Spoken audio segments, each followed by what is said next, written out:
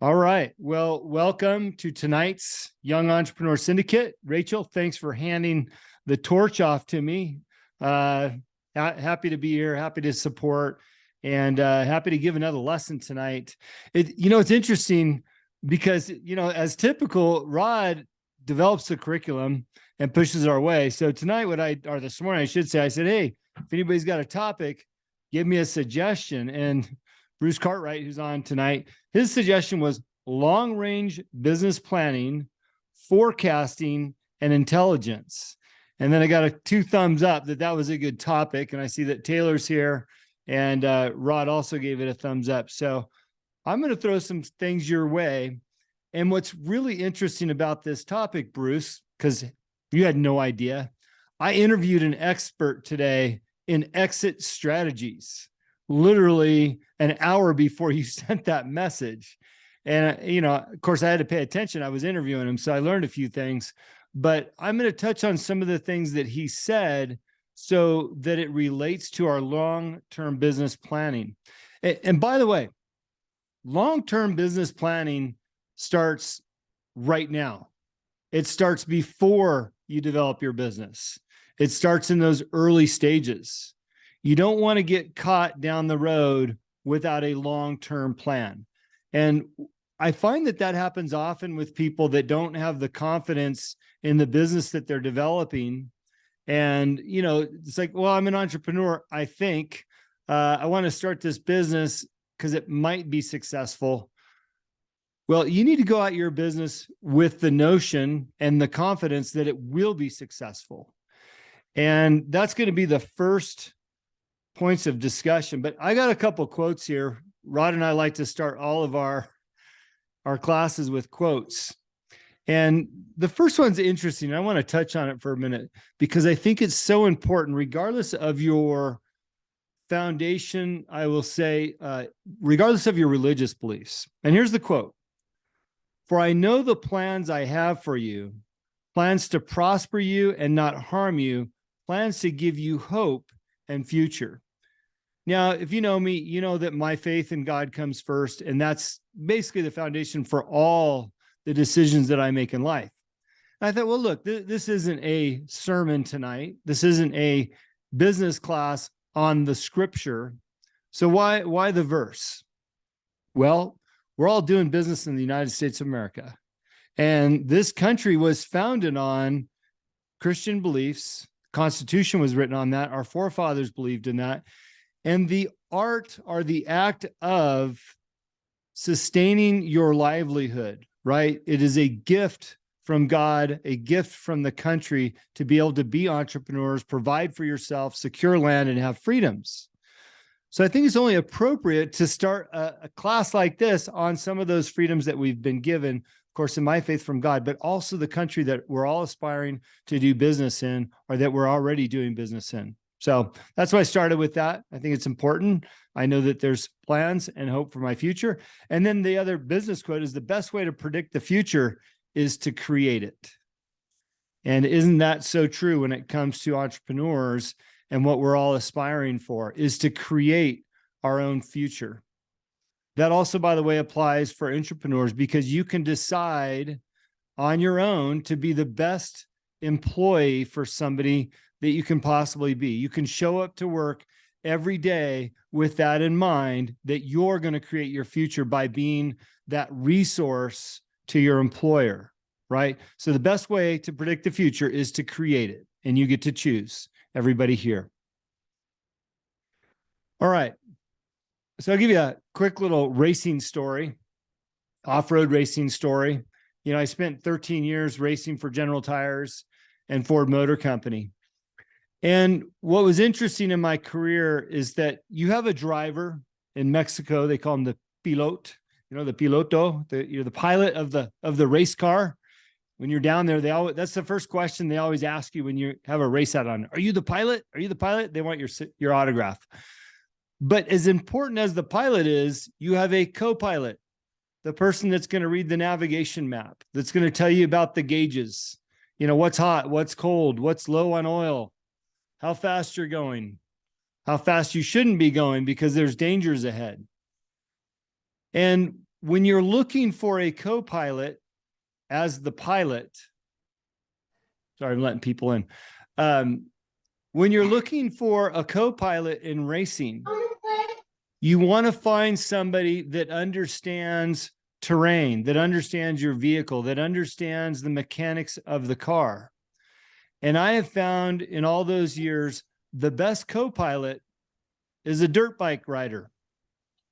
Now, I know we've got a couple dirt bike guys on here, and they'll understand this when I say this, but a dirt bike rider, because of the mechanics of a bike and the speeds that you're capable of achieving on a dirt bike in the desert especially, is always looking ahead. Now, when I say looking ahead, I'm not talking about 20 feet or 30 feet. I'm talking about 100 yards, 200 yards, 300 yards, because by the time when you're on a dirt bike, by the time you get 300 yards ahead, it's 60, 70 miles an hour on a bike. It's too late to make any decisions if there's danger in your way. So dirt bikers are always looking ahead. They're planning on what's next. They're looking at the terrain. So if I'm in the mountainside thinking I'm going to go to Big Bear this weekend and the clouds are black and dumping snow and everybody on social media is showing pictures of it, oh, it's snowing in LA, I'm thinking, do I really want to go up to Big Bear and risk these icy roads? Do I want to go on these snowy, muddy conditions in my street vehicle? Maybe not, Rachel. Sorry, I had to call her out. She went up to Big Bear this weekend and got caught in the mud. We'll talk about that later. The point is if you're going to be good at something, you need to look ahead. If I'm going to be successful in racing, I'm going to find somebody that's willing to look ahead. Because if I'm doing 120 miles an hour and there's a right-hand turn and my guy doesn't tell me about it, we're going to miss that turn. And whatever's on the other side of that turn, we're going to hit. And most often in my world, that was a cliff. So as it relates to business, we should always be looking ahead. And these are things that I want you to write down that I consider looking ahead. And that's day one. And Bruce, this answers your question about what is long-range business planning. All right. And I call that the foundation of our business. The first one, and I'll beat this one till the day I die, is having a business plan.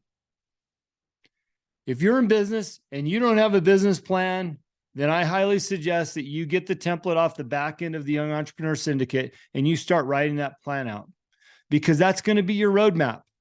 That's going to be the map that tells you there's a left-hand turn ahead and you better slow down or you better take it, because you might wind up in a right turn doing something that's completely opposite of what your plan says. Sometimes that might work out for you, but most times it puts you in a different direction. And there's a number of factors that will push you off in the wrong direction. So by having a business plan, you will know what that looks like. And the business plan, by the way, that we have on the back end that you can use as a template isn't just mission, vision, values. That's it. What's your financials? It's way more in depth. What does your team look like? Are you going to raise capital? What are your financials? What's your exit strategy? What does your partnerships look like? All these things that you may not be asking yourself in the short term because you just want to get started and make money. So long-range planning starts with your business plan. And if you really want to do a good job of it, you're going to do a 1-year forecast, a 3-year forecast, and a 5. And then we'll talk about it in a little bit, but you'll also include an exit, which is that beyond 5. Okay. Second thing, goals. I'm a big goals person, and we can never address having goals enough in business as well in personal, but in business, you need to know where the target is at on a daily basis. I had saw a great post today. I'm going to get ahead of myself on goals, but he was hammering home, if you're not writing down your monthly goals, if you're not starting your month with a monthly goal, this guy's not even work with you. And I started thinking about that. And it's like, you know what? That's a really good point. If I don't know I'm going to start the month based on my overarching goals, I could miss something. So know what your goals are for your business, both short and long term. Tie that back into your business plan. Team members. Number 3, don't go it alone. You're gonna need a team. And whether that's, you're a solo entrepreneur, your team might consist of your accountant or your attorney or your advisor or this group. Don't go it alone. Build a team. That way you can rely on your team to help enhance what your long-range business planning looks like and your forecasting. Utilize your team members to give you input on what you're doing. Bruce, because you asked the question, and I know, and I don't know what you were asking it for as far as what business goes, and it doesn't matter at this point, but let's just say it was because you're podcasting. What does my long range podcasting goal look like, right? Build that out. What is your team going to recommend back to you, right? I have a podcasting business. My long-term podcasting business is that it will enhance my speaking business and my consulting business. So the forward-facing podcast, although it's tremendous value to the listeners and to me getting all those interviews, it has a long-term objective on the back end of that podcast that, by the way, it's fulfilling very effectively, right? And once in a while, I'll make twists and turns to that podcast or the guests or the length of time or the amount of shows that will create a cause and effect of my long-term goal of that. And that comes back to consulting and public speaking. So next thing, budgets. Budgets are critical to your long-term business planning and forecasting. And I'm going to throw in the third topic, and that's intelligence, right? If you know your numbers, you will find success. You should spend a few minutes every single day in your numbers. Okay. One of my businesses, we import wine and we sell mezcals to the state of California and Arizona. We also have a rum. We do a little teeny bit with Rachel. I wish it was more with her Link Spirits. But every single morning, one of the first things I do when I get to the computer is pull up the sales data, we call them depletions, from the day before. I want to know what those numbers are. I want to know how many cases I sold. I want to know who I sold them to. I want to know how often they're buying cases. So I pull up the full year. Is this account new? Or is this a normal thing? Or is there an anomaly this month? Right? I want to know the numbers, because with the numbers, I can start planning and forecasting where this business is going. I can say, look, I've got a new account over here. They bought 10 cases. That stood out on my radar. Well, what did they buy last month? Oh, they bought 1. What did they buy the month before? 0. Okay, I can pick up the phone, call the sales rep and say, why did they buy 10 cases? Oh, by the way, they love this product. They put it on their menu and they're going to feature it for the next 12 months. Boom. I just have an answer for my forecasting. I better forecast this one account, 10 cases a month, 120 cases, which by the way would be a big deal, into my overall plan, right? So by knowing my numbers, by knowing my budget on a daily basis, I'll find success in the long term, right? And there's a number of ways that you can look at that. You can look at it as, do I have enough money to operate at this level? Do I need to borrow money? Is it going to be reoccurring so that I can count on that money, right? These are all part of that planning process. If I know I'm going to run out, then I better figure out a solution today based on my forecasting of the sales. Okay. So if you're in any business and if you're working for somebody else and you're in sales, know your numbers every single day. We had a guest over here, and I apologize if I already told this story, but it's worth repeating. We had a guest over here asking Samantha and I for marketing advice. And I said, well, because she wanted to increase her sales. And she does one of those multi-level marketing, direct to consumer marketing, I should say. And she said, I want to make $800 a month. I said, okay, what are you making right now?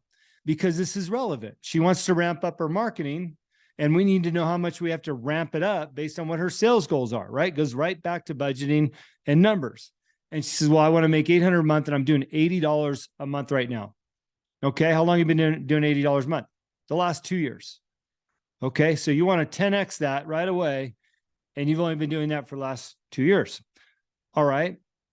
What's your number one selling item? I don't know. Okay. How are you making that $80 every month? I don't know. Okay. But you're selling stuff, right? Yes. Well, what are you selling? I'm not really sure. You get the point. All right.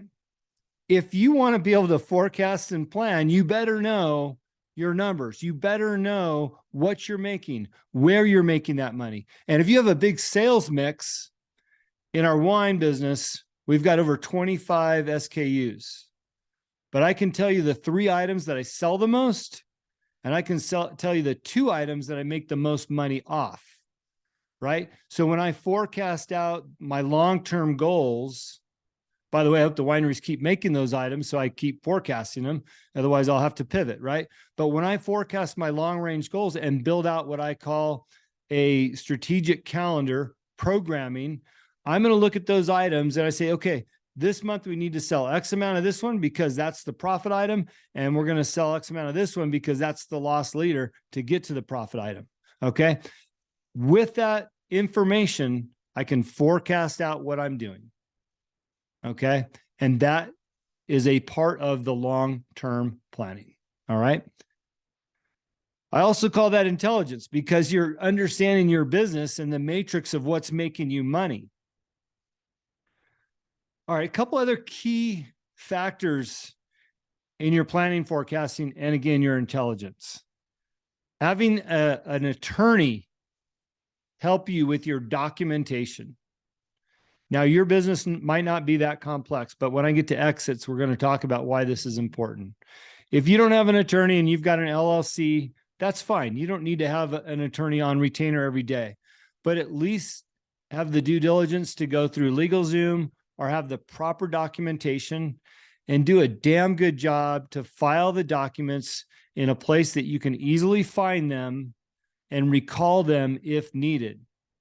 All right. Because the foundation of your business has to do with the setup and how you've documented it, how you put it together.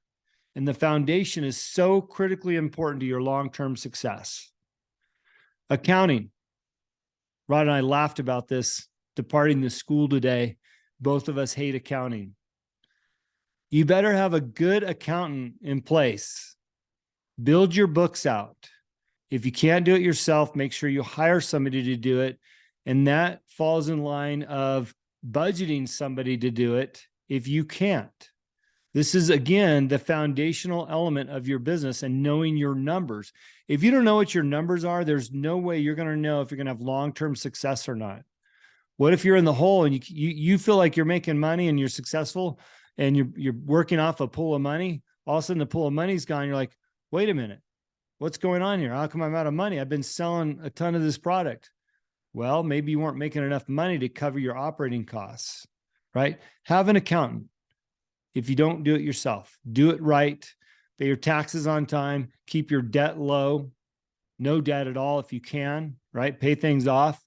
Because at the end of the day, when you look at your long range, you want to have as minimal debt as possible, and you want to have a solid set of documents, that have a foundational element of an attorney and a solid foundation of your accounting practices. Good year-end taxes, things done, prepared by a CPA. And this all fall into play in this long term when I start talking about exit. All right. So to me, those are your foundational elements to have a long-range business forecast and plan with some intelligence. All right. So step 2. Be ready for anything. I just looked at the Instagram post from Tim Kennedy. And this relates to your health, but I think it's equally important to your business. Tim Kennedy's an MMA champion, sniper, right?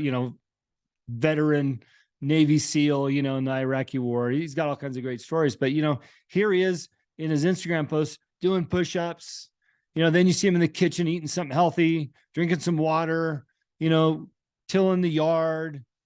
And he says, these things might not seem important to you, but what happens if, all of a sudden your kid's in trouble and needs you physically to go save your child, right? I think he was using a fire as an example or something like that.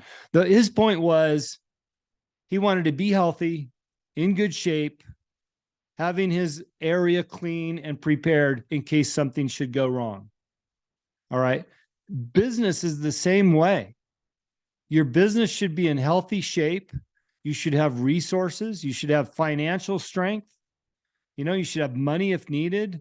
You should have good relationships with your vendors so that you can be ready for anything.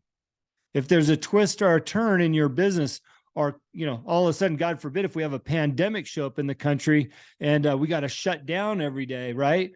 You need to be prepared for anything. And having a good, healthy business will allow you to be prepared for that. Okay. So in order to be ready for anything, what I would recommend you do is analyze your business. Okay. Look at your health. What is the health of your business? What is your financial state? What is your marketing state? Right? What does your legal documents look like? What do your files look like? All right. Do a health checkup once in a while in your business and analyze it and see where you're at. That's being ready for anything. Look at what the competitors are doing. Look at what the leaders are doing. And then if you have the possibility to look at some historical data in your industry, also look at that, right? That will allow you to be ready for anything because you'll know where the business has been. You'll know where the leaders are going. And maybe you are a leader in the business, which is great. Maybe this is the first time this has ever been done, which is even better, right? So the waters are uncharted. Be ready for that uncharted water. Have the tools available to comprehend what happens or what you're going to encounter in those uncharted waters, right? Which typically is resources, not only cash, but maybe some team members or some resources, okay? Be ready for anything. Point number 2 on that, don't be distracted. Don't be distracted. I call it the shiny object syndrome. Go back to your business plan and look at what your objective is and where you're headed and focus on that. It's easy to get distracted, especially when you're grinding away in the early phases. You're not making a lot of money. You're putting in 10, 12 hours to get your business going. You're trying to make a name for yourself in a new company, right? So, it's easy to get distracted because at the end of the day, we need to feed our families, right? We want to pay our bills. We want our business to be successful. And sometimes we don't believe in our own plans and we start going, oh, well, I could do this. And you start devoting a little time and effort to that other item where the reality is your plan was just fine. It's just going to take a little bit of patience, right? And commitment to doing it right. So don't be distracted. I've got 2 clients right now that's the number one thing I advise them on almost on a weekly basis. Get back to your plan. Yeah, that's a great idea, but that's not part of your plan.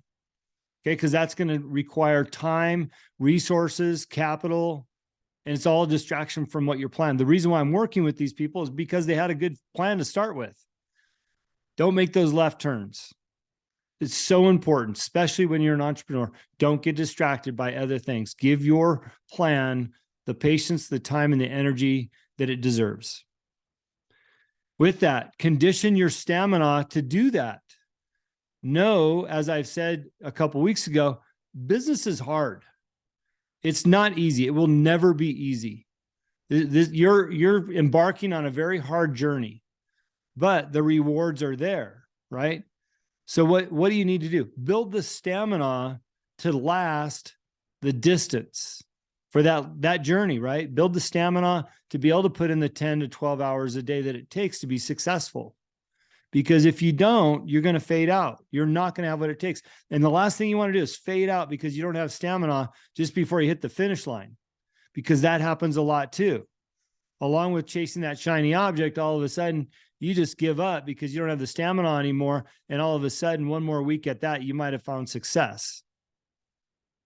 By the way, Fred, I see you're on. I've got your Y.E.S sweatshirt on tonight. Tribute to you, buddy. Fred's a good example. He started this company several years ago and they're still going, and maybe they're not killing it. I don't know what his status is, but they're still going and he's had the stamina. He's been in it for the long haul. I love that. I love when I grab the shirt. I'm like, hey, they're still in business. Feels good. So condition your stamina. Take it seriously. You've invested the time and the money, the effort, the energy. Take it seriously. because more than likely you believe in yourself, and you've probably talked about enough where others believe in you. And how can you expect your customers to buy from you or utilize your services if you don't take it seriously? And I say this because a lot of times, we're talking about long range. We're talking about forecasting. Well, you should be as serious about it as on day one as you are on day 1,000 or 10,000. Whatever day it is, you should treat it equally as serious. I like to use Samantha as a reference oftentimes because I know a little bit more about what she's up to. She's got a client right now. They've been in business 13 years. And you would think that everything they do, they've been doing forever. They just landed, so that's an apparel company online. They just landed their first retail location 13 years later. That took 13 years to get their product in a retail environment. And maybe some of that was by design. But when I watched the video of the owner celebrating, hey, we're finally in retail, man, 13 years later, what I saw in her eyes is that she had the stamina, she took it seriously, and she was excited about it. I guarantee you, because of that video, people are going to go to that location and buy her product. They could have got it all 13 years online, but now she's here in a retail environment, right? We always need to take our business seriously, because if we don't, the customers won't. And know that you're in it for the long haul. We get bored of our own stuff way before they get bored of it. I'm looking at my book and behind me on the video here. I'm already over it. I've read it a few times. I've pushed it a few times. I'm over it. But you know what? There's, 180 million people that haven't read it in the country, not to mention outside the world. There's so much opportunity out there that we will tire and get bored of our own stuff way before anybody else will. And in order not to get bored of it, we have to always believe in what we're doing and have the stamina to keep going, take it seriously. Okay. Be ready for anything. Couple more points. You don't know when you're going to need to be strong. Kind of touched on that with my example of Tim Kennedy. Preserve your cash. That's a way to be ready. Preserve your cash. Have it there when you need it. And then finally, bootstrap when you can. Okay. Bootstrapping will allow you to be ready for anything. And what's interesting about bootstrapping is we always go to money, right? If I'm bootstrapping, I'm not borrowing money. I'm not getting a loan. I'm not taking on partners. All those things are good things. But the important thing about bootstrapping that allows you to be ready for anything, that allows you to have a better understanding of where your business is going to be from 5 to 10 years from now, is bootstrapping will require you to do a little bit of everything in your company yourself before you hire somebody else to do it, right? Because typically bootstrappers, you're going to do it all. And then it's like, okay, I can't do it all. I need one employee. Okay, now I need 2 employees. By bootstrapping, you're going to understand every last component and detail of your business. And that'll allow you to be ready for anything. Okay, so don't be afraid to bootstrap. A couple more big points here before we get on to some Q&A. So start thinking about your questions if you got them. I want to touch on goals. And I did touch on them briefly about rechecking your goals at the beginning of every month. I love that exercise. I don't do that. I've got my long range goals. I know where they're at. I know what they look like. But I don't check in at the beginning of the month. It's a nice marker to say, hey, you know what? It's March 1st. Where am I out of my goals? How close am I? How far am I? Where do I need to adjust? Where do I need to ramp up? If I'm not going to be close, then I better hit the gas, right? Get some turbocharge here, whatever it takes. I think that's a great piece of advice to check in on your goals once a month, but definitely have goals. Check them often. And the last thing I'm going to say about goals is it's okay to have stretch goals, right? How terrible would that be if you didn't have a stretch goal and you nailed it 6 months early? I was like, wow, I wish I would have doubled that number, right? Shoot for the stars. Think big. Bruce, we should have 1 million downloads on our podcast, right? I mean, let's go big. Let's not limit ourselves and limit our beliefs. So let's stretch with our goals and think big in what we're doing. And then the last point on long-range business planning, forecasting, and intelligence is exit strategy. This is critically important. That's why it's on the business plan. What is your exit strategy? And I will be the first to admit I could be a lot better at this, especially after talking to an expert today. I was like, I didn't think about that. I've got several businesses. He says, "Oh, Jim, do you have an exit strategy for every single one of them?" No, I don't. Right? Should I? Yep, I should. And here's the point. What do you want when you're done with that business? What is it that you want when you're done with that business? And to his point, it doesn't matter how big or small. All right. Let's just go back to the podcast scenario, because 3 of us on this show have one. Actually, 5 of us, because Rod, I, and Rachel, we all share a show. Bruce has one. Fred's got a new one. Guys, while we're talking, if you want to put your shows up in the chat as reminders, go right ahead. Even something as simple as a podcast, maybe it's not even monetizing, right? But maybe it is something that is a business. What happens if something happens to you? There's obligations with that podcast. There's a financial commitment. You're paying for the website, you're paying for the platforms, you pushed it out there, you've got listeners with an expectation. What happens when you croak over? You're just gone? Who pays that debt? Who covers the cost, even if it's only $50 a month? What is your exit plan in something as simple as a podcast business? Right? Maybe it's much larger. Maybe we have that million, subscriber marker, Bruce, and we've got some sponsors that are paying, $1,000 a month. Where does that go? Who's in charge of that when you're gone, right? Who's your successor? Does the show shut down? And maybe it does. That's okay. But it needs to have a closing plan, that exit strategy. Where does that go? Do you hand it off to your son? Probably, but doesn't matter the size of your business. You need to think about what that plan is. Let's just say you want to fade off into the sunset. That's kind of equal to croaking over. Well, that's fine. But what is the plan when you're no longer doing it? Have an exit with that. Maybe you want to sell it. There's a completely different approach to an exit strategy when you're going to sell it. And the typical successful exit strategy starts 5 years in advance. You should be thinking about what that exit looks like up to 5 years. And that doesn't mean on year 4, add another 5 years to it. That means on year 4, you should be winding down, getting ready to exit on year 5. And now let's just say you built a business that you only wanted to be in it for 5. Well, day 1, you need to start thinking about that exit. When I built my tequila company, we didn't want to do traditional advertising, but I did do a fair amount of advertising. Actually, thanks to Rachel, by the way, she used to get me a lot of remnants, which is leftover pages. Last day the magazine needed to sell it, and you get it cheap. Remember getting a lot of cheap stuff back in the day. I wasn't advertising for the marketing value to sell more product.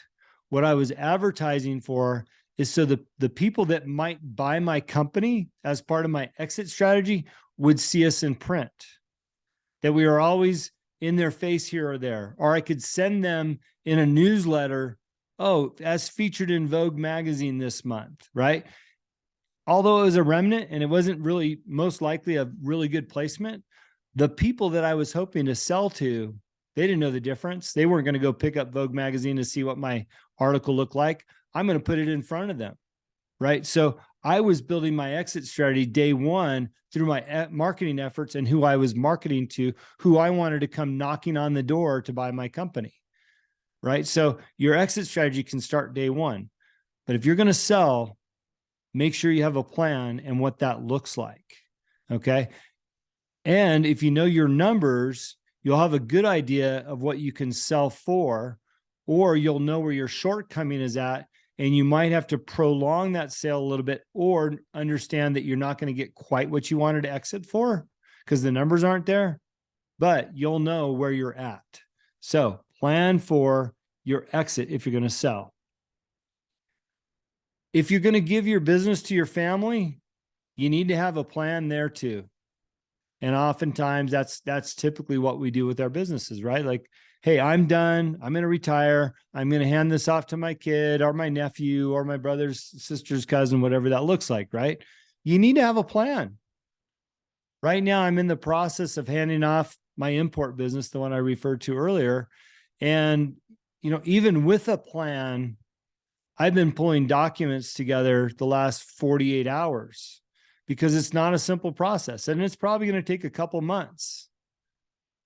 So know that you have a plan regardless of what you're going to do with your business. Know what your exit looks like, how you're going to exit, and work that well in advance so that it goes smooth and everybody that's a part of that transaction receives the benefit of that exit, whatever it looks like, right? And I wish everybody goodwill on an exit, that they get the millions of dollars we all hope to get on exit strategies, right? So, or no stress. So Bruce, that's my long range business planning, forecasting, intelligence strategy. And, you know, I'll just close with this before I start. I'll turn it over to Rod for his comments first, but you know, these are foundational skills.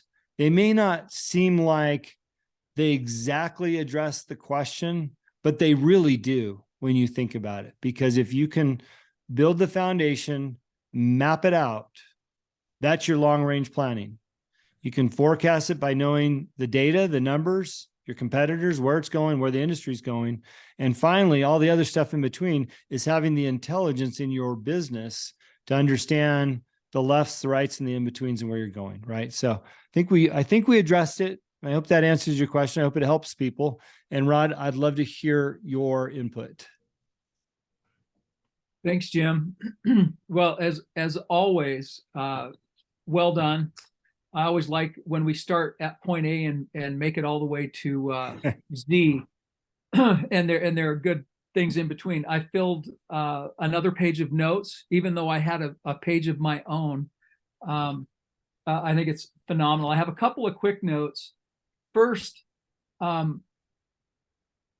with the entrepreneurs, you know, we're approaching all this as an entrepreneur, like we're building an organization, but there are a lot of people out there in the entrepreneur world that are working for someone else.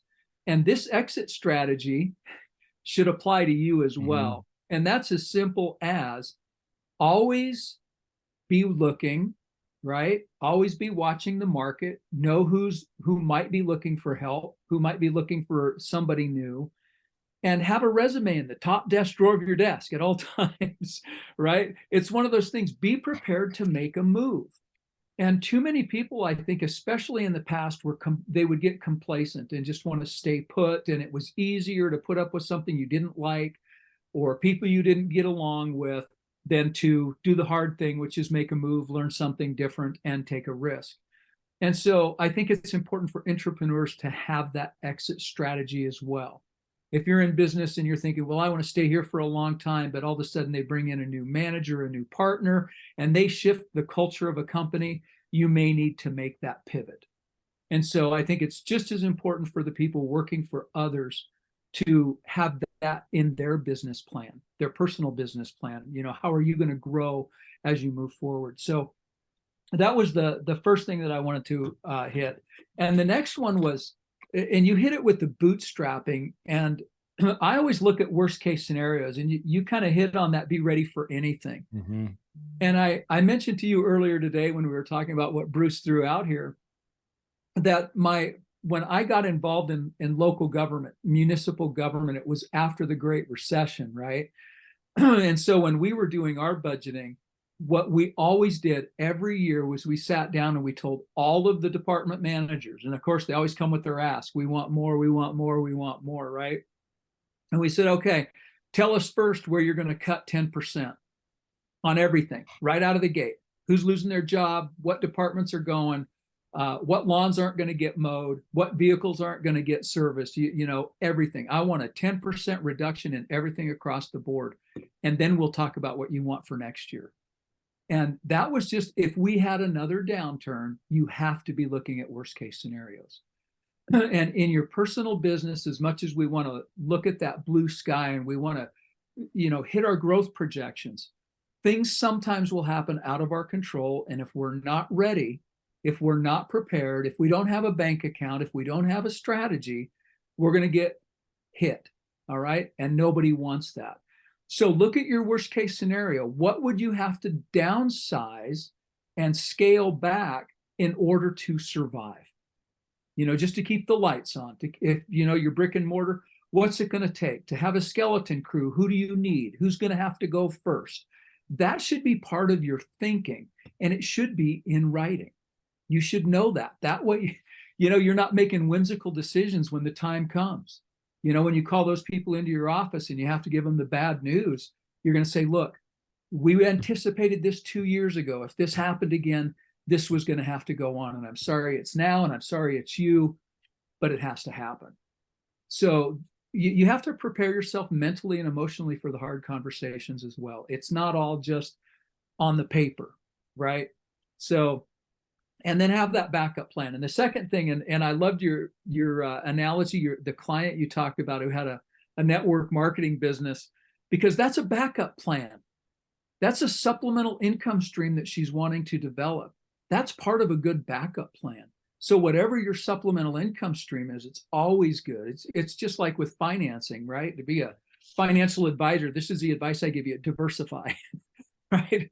That's the only advice you'll get from me. Diversification is key. And the same with your income. And I know, Jim, I think you're up to 7 or 8 different businesses that you're operating. So, and you had a goal to get to 10.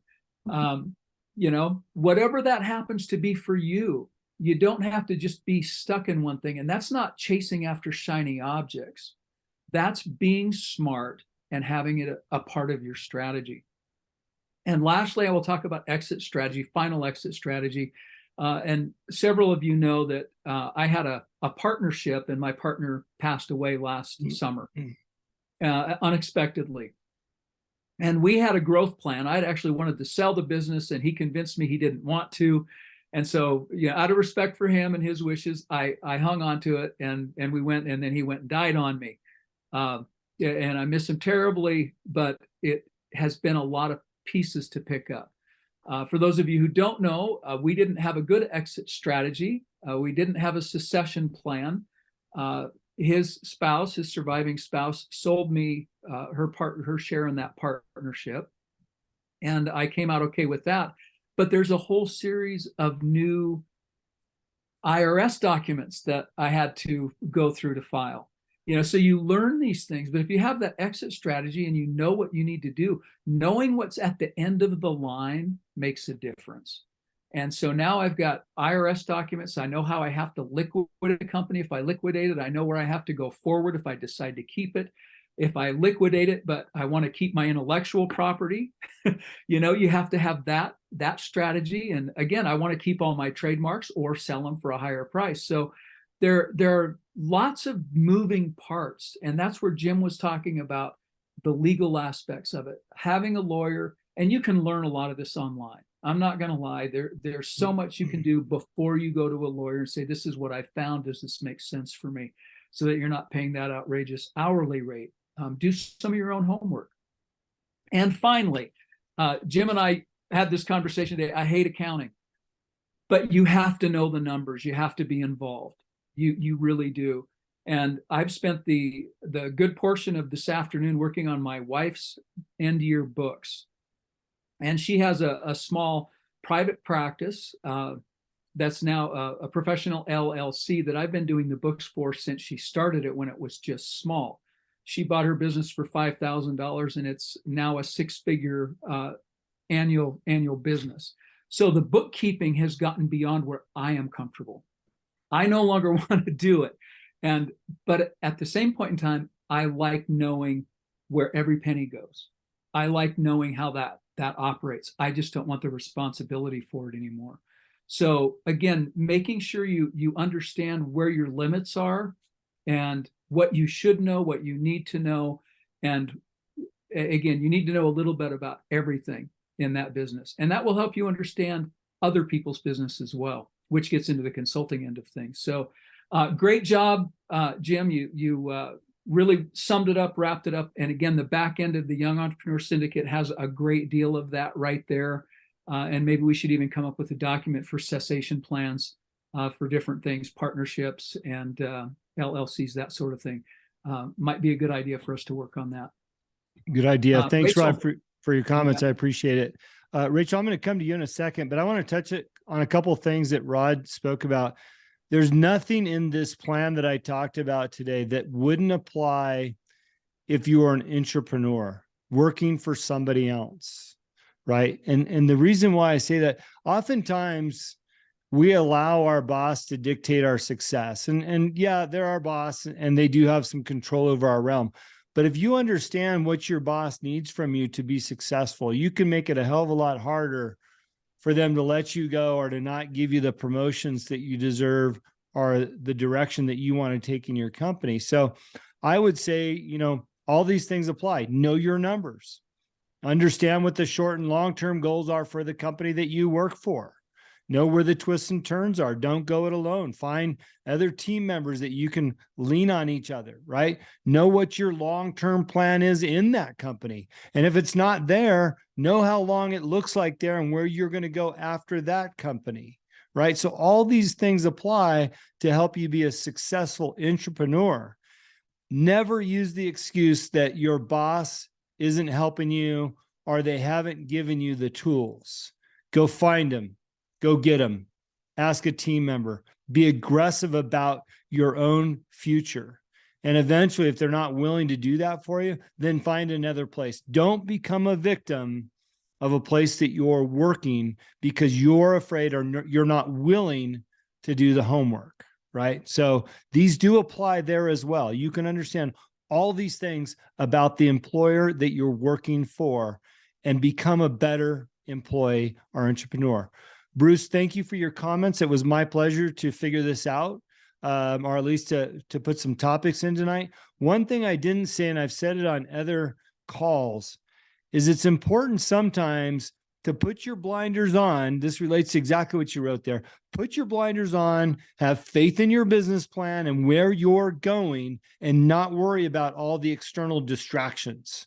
Right? It's like that racehorse on the track, right? They got a quarter mile, they've got the blinders on. The next thing they're going to see is the finish line, not the jockeys to their right and left. And that's how they perform their best. They know they've got to cut out those distractions. That's where I went with that shiny object syndrome. So, and by the way, I'm with you, man. This political environment that we live in, it's hard to avoid. I don't care what side of the fence you're on. There's a lot of distractions out there, right? But if you're focused like a warrior on your plan, don't be distracted. Think about what we talked about tonight and what your business plan is and your long-term. Rachel, you want to weigh in for a minute? We got a few left. Any questions, pop them up, or we can put them in the chat too. Yeah, I'll chime in, and thank you again for stepping in and leading tonight. This was really helpful. So I liked your points. The shiny object thing, really hits home. So, in my business, my primary business with the marketing company, I work with everything from, big like hotels and restaurants and spas, clients to like solopreneurs. And I got to tell you, I love when Jim shares about active clients. And I think I want to share about an active client that I've had for probably 4 years. I've worked with this woman. She used to run a big company. She was their COO and CFO in a big organization. And she's always had like an admin and staff and people to delegate to. On the side, she had this small like nonprofit that she started to help with leadership and teaching people and speaking publicly about, topics that were passionate to her. Then last year, she decided to quit her job and become an entrepreneur or solopreneur full time. No staff, no business plan, no exit plan, totally falls victim to the shiny object thing all the time. She has no idea what she wants. And the most frustrating thing for me as I'm trying to guide her and keep her on track is she's trying to sell her services as a consultant to help people lead their business. And I'm like, oh my God, like with all good conscience, I can't even like say that you're qualified to do this. And I had a call with her today and she's like, really second guessing her choice. So I'm just bringing this up because I think you guys might relate, whether you've been through something like this or you know somebody like this. It's like, no matter how much pedigree or training you have, like nothing really prepares you for what it's like to be an entrepreneur and, really be dedicated and really think it through and have all the tools in place. So I think, Jim, your points tonight were all really, really valuable, and they're applicable to people in lots of different scenarios at different stages in where they're at in their lives and in their business. So, if you guys want to know more about that, I've got funny stories, but I think that's good for now. I'll just say she's welcome in this group anytime. We're happy to help her along. I'm going to give you one little tidbit on the exit strategy. Your client made me think about this. When you're in a company, a successful company, and it's yours, just remember what your exit looks like in your personal finances. Oftentimes we utilize our companies for some of the discretions that we're allowed to take. Maybe it covers your cell phone bill. Maybe there's a little car allowance there. Maybe it's office space. There's a lot of little things that trickle into if you're a solopreneur, you don't have partners. A lot of times things you cover in your business because there's tax benefits to it. If you exit your business and sell it, if you did not budget to take on those added expenses once again on your own personal budget, you could really be up the creek, because cell phone, office space, maybe car allowance, insurances, gas, whatever that could be an easy $1,000, $2,000 a month that you're receiving the benefit from your company. So that's why I go back to build an exit plan out far in advance so that it becomes a successful one. And you've thought about all these factors. And if you need a professional, grab a professional. The interview I did was with John Overman. I'm not sure what number it's going to be because we still have to edit and publish it, but keep an eye out on the podcast channel for that one to launch if you're interested in learning a little bit more specifically on an exit and what that might mean for you. All right. Any questions before we wrap it up? We got about 5 minutes left or not. I smell dinner in the kitchen. Look, if you like these shows, keep coming back. It's really nice to see some faces with the cameras on. So thank you for that. If you got your cameras on tonight, we are here to help. Rod and I, and Rachel jumps in once in a while on our podcast. We've got one or two podcasts every week that we're pushing out. And it's usually an extension of the topics we're talking about on Monday nights, or it's things that are very relevant that he or I ran into during the week. So check into those podcasts. It is under my show, The Answer is Yes.